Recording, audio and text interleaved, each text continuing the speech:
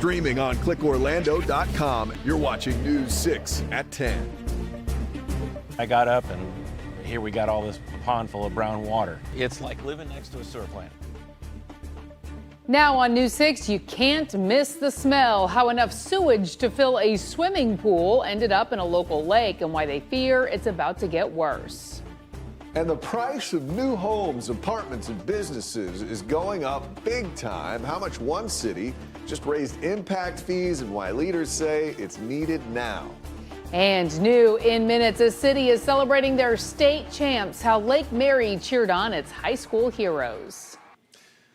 But we start now at 10 with some breaking news. I inherited a mess, and I'm fixing it. A fired up President Donald Trump addressing the nation, touting what he calls his victories after nearly the first year of his second term as president. Good evening to you. I'm Matt Austin. Thank you for joining us tonight. And I'm Lisa Bell in for Ginger Gadsden. During his address, President Trump talked about immigration, education changes, health care, and the economy. 1 year ago, our country was dead. We were absolutely dead. Our country was ready to fail, totally failed. Now, we're the hottest country anywhere in the world. And that's said by every single leader that I've spoken to over the last 5 months. During the address, President Trump also talked about what's next. The biggest items on his agenda, including bonus checks for U.S. troops, cutting energy and housing costs, and a new push to change how health care works in the U.S. Drugs have only gone up, but now they'll be going down by numbers never conceived possible. It's called Most Favored Nation, and no president has ever had the courage or ability to get this done until now. The first of these unprecedented price reductions will be available starting in January through a new website, TrumpRx.gov. I want the money to go directly to the people so you can buy your own health care. You'll get much better health care at a much lower price. The only losers will be insurance companies that have gotten rich and the Democrat Party, which is totally controlled by those same insurance companies. We have a full breakdown on everything the president said during his address, including his plans for next year, on our website, clickorlando.com. Our other top story developing tonight at 10. You can't miss the smell. Now an alert is out for an entire lake. Neighbors fear is contaminated with raw sewage. A couple who has suffered with the stench for a couple of days now contacted News 6. They fear the fish will die next. The city of Orlando confirms around 10,000 gallons of raw sewage spilled when a contractor struck a sewer main. So to put it in perspective, that's enough stinky, funky wastewater to fill a small backyard pool. Now, pumping is underway to try to get it out of there. It's happening in Lake Orlando in the Rosemont neighborhood in northwest Orlando, a little south of where Clarkona Ocoee meets OBT. Your Rosemont community correspondent Troy Campbell went out to investigate and meet the couple who reached out. It is like opening a porta potty and walking in. And that smell that you get from the porta potty. Mark and Cindy Martin live along Gulfside Drive in Orlando. They contacted News 6 after they witnessed this stormwater runoff pond in their backyard become contaminated with sewage water Tuesday morning, enough to fill a small swimming pool. I got up and here we got all this pond full of brown water. It's like living next to a sewer plant. Now you can see this water pump draining the pond to remove the sewage. Waterway contaminated with raw sewage, and right now they're in the process of pumping it out, which you're going to have the mixture of the smell of raw sewage plus decaying fish and wildlife. We already have the raw sewage smell. That's apparent. The Martins say the city of Orlando told them a contractor for AT&T broke a pipe. We contacted AT&T and they confirmed this damage was likely the result of inaccurate markings of underground utilities, adding, in this case, as soon as our contractor was aware of the damage, the local utility provider was notified so that repairs could be made as quickly as possible. The city of Orlando has issued this alert near the 3900 block of South Lake Orlando Parkway, saying the breach has caused a sewer overflow, allowing an estimated 10,000 gallons of sewage to enter into the private stormwater detention ponds impacting Lake Orlando. It's more than that. Way more than that. A lot of smell. So, And I'm going to have to stay in and not come out because of respiratory issues. yeah. Explain that. Well, I have a hyper airway asthma, and it's triggered by smells. With the pipe fixed, the Martins are now concerned about the odor from what is left behind after the water is drained. If they drain it and stuff to get all that out, they're going to leave all those animals in there to die, and the smell is going to be twice as bad. The city of Orlando also says it will regularly conduct an E. coli test before dropping their alert for Lake Orlando. I'm your Orlando community correspondent, Troy Campbell, News 6. Also new tonight, the price of building new homes is going up in one Orange County city. Apopka's city council just took a final vote on boosting the price of impact fees to help cover police and fire costs, voting unanimously to raise fees for both new residential and commercial construction. So to give you an idea, for an average single-family home, fees would go up by more than $1,000, nearly $400 more for fire, $369 more for police, and almost $300 more for parks and recreation. That's on top of other fees like road impact fees. The impact fee hikes are even larger for some commercial properties and apartment complexes. State law limits impact fee increases to 50% unless there's an extraordinary circumstance. The city says Apopka's population has grown by nearly 22,000 people since 2010, which could meet that requirement. New at 10 tonight, a Tavares mom accused of murdering her 10-year-old son is expected to change her not guilty plea in court. News 6 has obtained that motion filed by lawyers for Kimberly Mills. So what it does not make clear what her new plea will be or if it's a part of a plea deal. Mills and her boyfriend, Andre Waker, are accused of torturing their son to death back in March. Tavares police say they beat and burned 10-year-old Xavier Williams, even dropping 10 pounds of weights on him, while they say he was duct taped to a ladder. Mills' motion to change her plea was filed today. She's expected in court on January 14th. We'll keep you posted. New details now on one of our breaking stories. This time last night, one of Sanford's finest is behind bars, accused of stealing thousands of taxpayer dollars. Ronnie Neal, a nearly 23-year veteran with the department, is accused of charging Sanford for off-duty details he never worked. An angry Sanford police chief shared his reaction with your community correspondent, Catherine Silver. The judge set Ronnie Neal's bond at $150,000. We're learning new details about the allegations against him from this arrest affidavit, and we're still asking why an officer with more than 2 decades of experience would put his retirement, his job, his badge on the line. I can't tell you how pissed off I am. A week ago, Sanford's police chief says Ronnie Neal was one of his most trusted men. Are you Ronnie Robert Neal Jr.? Yes, sir. Now he's in handcuffs after his own department uncovered a scheme where they say he defrauded the city he swore to protect. I do find probable cause. Neal is facing 80 felony counts for misconduct and organized fraud. An arrest affidavit describes the allegations in greater detail, how the city's finance department started looking into unpaid invoices from off-duty details. They found payroll data from assignments worked by Neal totaling $12,640, all linked to the same location. This case generally goes back from October of 2023 through July of 2024. During that time, Ronnie Neal had placed 79 details. It's this apartment complex where Neal was a courtesy officer. The chief says the location is real, but the off-duty details were not. According to the affidavit, the complex never employed an extra duty detail. The property manager also said she didn't recognize the money orders paid to the city in November after the finance department confronted Neal. It's kind of a unique situation where he was at, where he had so much autonomy. Chief Smith says Neal coordinated the off-duty detail program and held a position of authority. To be betrayed by someone who sits at the hand of the chief, I have absolutely no idea who Ronnie Neal is. He called the betrayal both professional and personal. He used his badge and tarnished his badge and tarnished the trust that we have garnered and gained and worked so hard for. The chief says Neal was so trusted because of his position at the department. He held many responsibilities throughout the years. He worked in professional standards. He even appeared here on News 6 multiple times because the department trusted him to give out information as a public information officer. The chief says this case is not just about the charges. His certification is also at stake, so he'll never be able to be a police officer anywhere else again. In Seminole County, I'm Catherine Silver, News 6.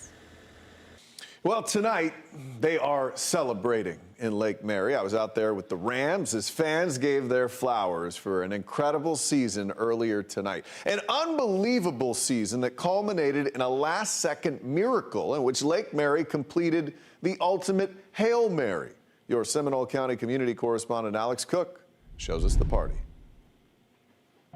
Lake Mary is riding high from its first ever state football championship win, and the celebration out here tonight proves it. That game was won last Saturday in an amazing last-second Hail Mary pass, and this event tonight was all about honoring that incredible season. Here come your Lake Mary Rams! The energy was electric at Lake Mary High as family, friends, and football fans, young and old, took the field to celebrate the team that made history. The band played, cheerleaders led the crowd in chants, and the team basked in the glory of their last hurrah. Tonight, we aren't just standing on a football field, we are standing on the home of the football state champions! The players instrumental in that amazing Hail Mary pass that tied the game in its final seconds took the stage to talk about how it felt. The Hail Mary was a crazy experience, not only Noah getting the ball down the field, but for Barrett to catch it and TJ to be really smart to come behind Barrett and take the ball and get in the end zone. It's great. And head coach Scott Perry explained how they pulled off their amazing championship season. This team didn't chase a trophy, they chased the next rep, the next Friday night. And when you take care of the moment you're in, when you trust the guy next to you like these guys did, when you give everything you have for your brothers, those moments turn into memories. Those moments turn into wins. And those wins turn into championships. Congratulations, champions.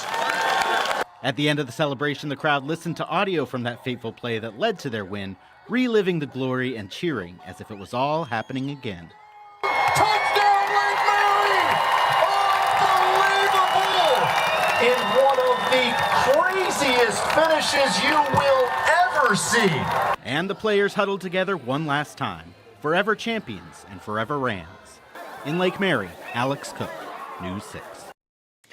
Good stuff out there. Well, more than 2 weeks into Florida's bear hunt, the state still hasn't said a word about just how many bears have been killed. That delay has animal activists fearing the worst. We get no data, none whatsoever. We have no idea how many bears have been killed. We have had people say they've killed bears. These people are not on the list, so they're poaching. Ahead in minutes, the questions they want answered now and the big change they are calling for in leadership at FWC. I was just begging God to please let my brother be okay. I was right there with him the entire time. I kept rubbing his shoulder. I said, "It's going to be okay, Daniel. I'm right here." First, though, he witnessed the tragic crash that took his brother's life. Next, why his case could lead to a first-of-its-kind charge for a teen on a mini bike. You're watching News 6 at 10 o'clock. Live on a Wednesday night, we're covering Fruitland Park, Indialantic, and all of Central Florida. This portion of the news is sponsored by Central Florida Honda Dealers.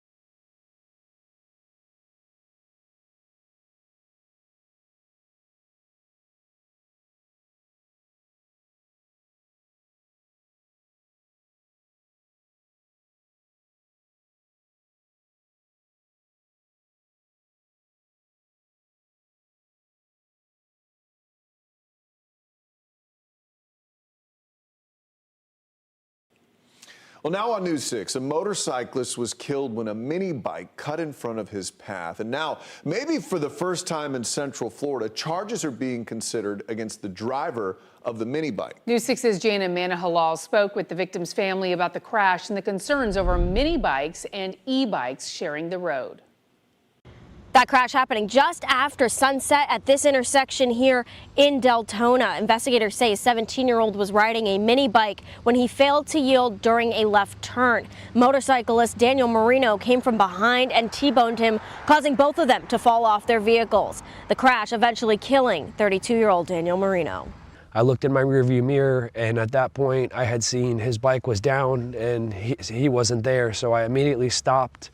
And I got out and I ran, and that's when I had seen my brother laying on the floor. Matthew Marino was driving ahead of his brother 2 blocks away from their home when he heard the crash. I was just begging God to please let my brother be okay. I was right there with him the entire time. I kept rubbing his shoulder. I said, "It's going to be okay, Daniel. I'm right here." Investigators say the 17-year-old stayed at the scene, but now the Volusia County Sheriff's Office is considering whether or not charges are appropriate for this crash. If charges are filed, it could be one of the first times in Central Florida that a rider of a mini bike, e-bike, or dirt bike is held criminally responsible for someone's death. Lowe is a part of the motorcycle club Daniel belonged to. You don't know what's gonna happen with that kid, right? It's up to the Lord to decide. And I'm not here to judge that, but what the Lord does is what the Lord's gonna do. But, for us, it's hard because, we lost a great friend.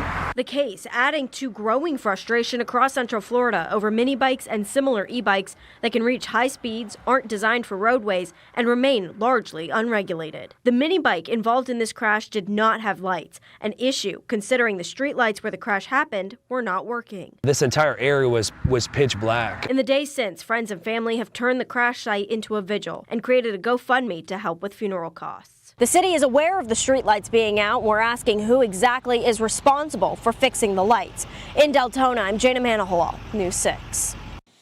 Well, 1 week after News 6 first reported FWC was not providing real-time information on the bear hunt, outside organizations are now speaking out. News 6's Emily McLeod was the first to report FWC was not providing daily updates. Today, she spoke with one group that is questioning how many bears have been killed. I have spent the day working the phone, sending emails, and filing records requests, trying to get more information on Florida's bear hunt. It's been almost 2 weeks since the hunt started, and we still don't know how many, if any, bears have been harvested. Now Speak Up for Wildlife is calling for an end to the bear hunt they're calling a lawless free-for-all.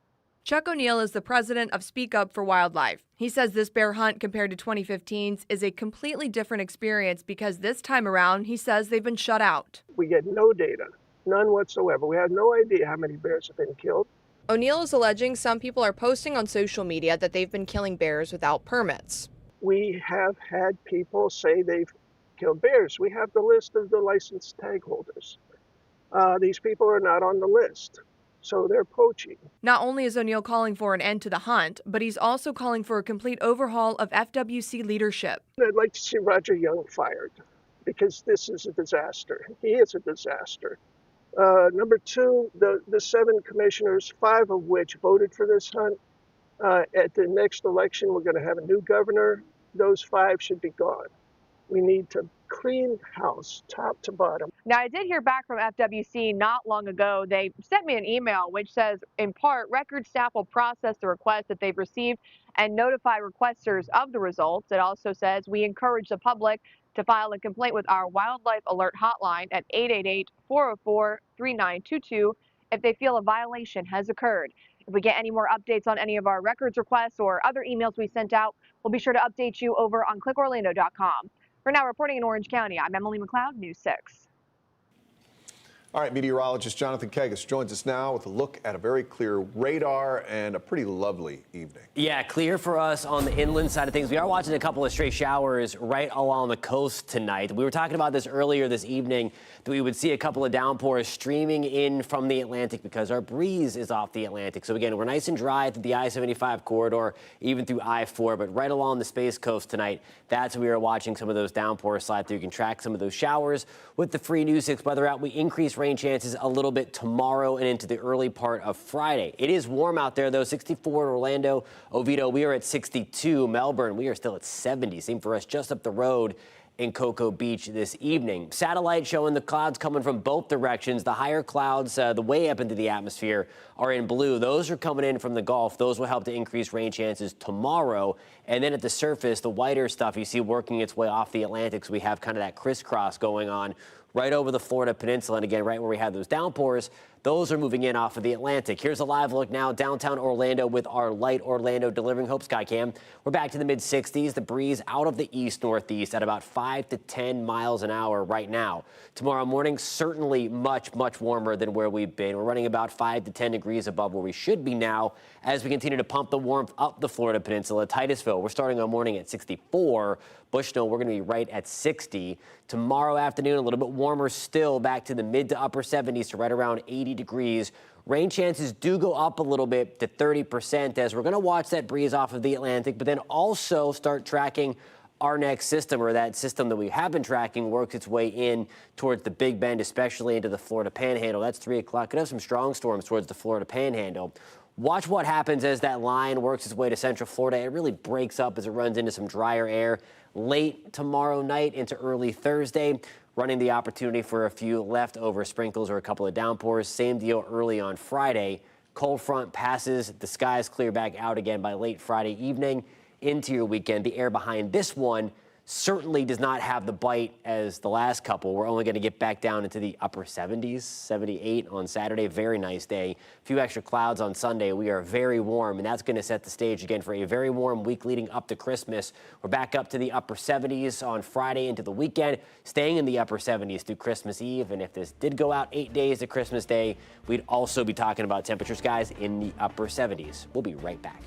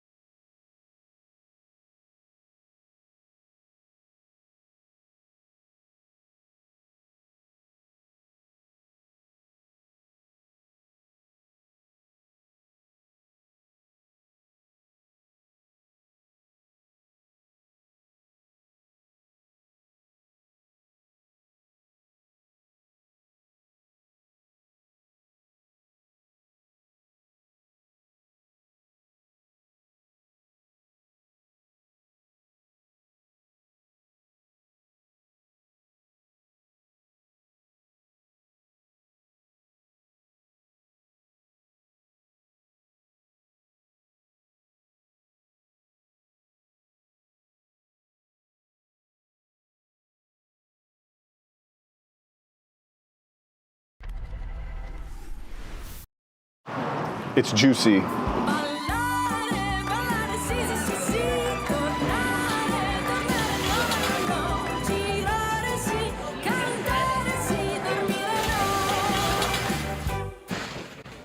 Forget the fancy stuff today. I need a big, beautiful Italian sandwich from a family who's been doing it in Central Florida for more than 40 years. Let's check out Stasio's.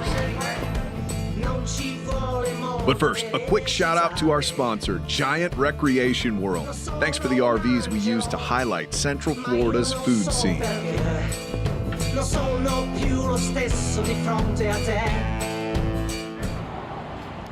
In every good Italian kitchen, there has to be a mom running things, right? Right here. This is you. Her. This is me. This is the mom. I'm the mother. All right. If you're looking for a word to describe Stasio's Italian deli, it's authentic. A true family-owned restaurant with mom, dad, brothers, sister, aunts, and uncles all working, eating, and sometimes fighting to bring an authentic Italian-American experience to Orlando for more than 40 years. I hear you have amazing Italian sandwiches in this place. Tell me, what is the key to an amazing sandwich? Oh, it's the best ingredients made in-house all the time. That's what we do with every sub. Fresh. Chicken parka, a meatball parm, a flag with chicken. We drink like effervescent water, like Oh yeah, that'd be good. water, San Pellegrino. Oh my gosh, you're delivering more. Whoa. This is the deal. You ever been to an Italian mom's house? She just keeps bringing you more and more food, and it gets better and better. This is the Stasio. You can see how the juices are already getting into the bread there. There's just all sorts of cornucopia of meats, cheese. Basically, I think this is their version of the Italian. Let's try it.